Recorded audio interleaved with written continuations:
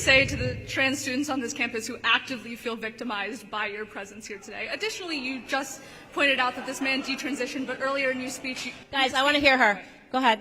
What do I have to say? Just the question, please. No speech. What is the question? What do you have to say to the trans students on this campus who feel actively victimized by your presence here? Life's tough. Get a helmet, man. I'm too pregnant for this. Next question.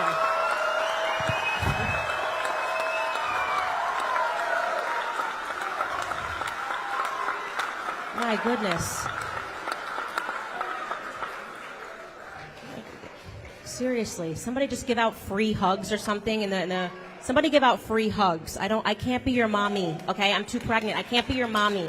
It's so funny. I don't think we've seen a good get a helmet joke dropped since like in the last 5 years, you know? That right there is just so funny because you could just see how over it she is. It's such a stupid question. It's so absurd. You're paying tens of thousands of dollars per year for higher education, and her words are harming you. You need your little safe space. I mean, what are these people wasting their money on? What are these parents wasting their money on sending their kids to these schools? You can just see in her face how over this question she is right here. It is so funny. But also the optics of her just being pregnant and not dealing with your BS. Look, I got too many problems. I don't need this silly question being asked to me, okay? Ask a real question. I don't need to listen to this. If I were to guess, for any mothers watching this is probably incredibly relatable, which makes it that much more funny, just how she deals with this woke student. Let's go ahead and move on to this next woke student that had something to say. As a non-binary person, what do you have to tell me about my identity? Because I know for a fact I'm not confused. Okay, next question. Great statement. That's a statement.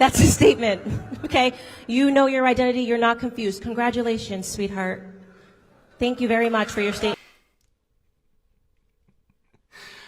I mean, they're having these big moments. This is them standing up in their view, right? This is them standing up to Goliath. And the question that they ask is, what do you have to tell me? I have nothing to tell you. I don't even know you. I don't care about you. I'm sorry. She's saying, as a non-binary person. What is that? The funniest part about this, though, and it's just repeated in all of these scenes, is Candace is having none of it. People see how absurd these questions are, how absurd these students are. And I feel bad for these students. I actually really do. I feel really bad for them. Their minds have been totally indoctrinated, right? They're completely off the rails.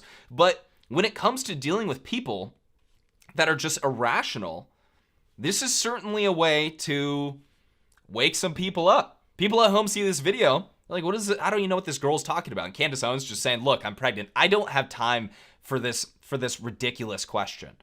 Who looks like the adult in the room? Obviously Candace. It's funny, it is getting to a point where the response to a lot of these people, you can go different ways when it comes to responding to them. You can genuinely ask them some questions, but a lot of the questions just, they're not genuine to begin with. That girl literally went up there to say, hey, can you insult me or argue against me even though I'm taking literally no position? She said she's not confused. I don't know. Okay, great. Live your life. Have fun.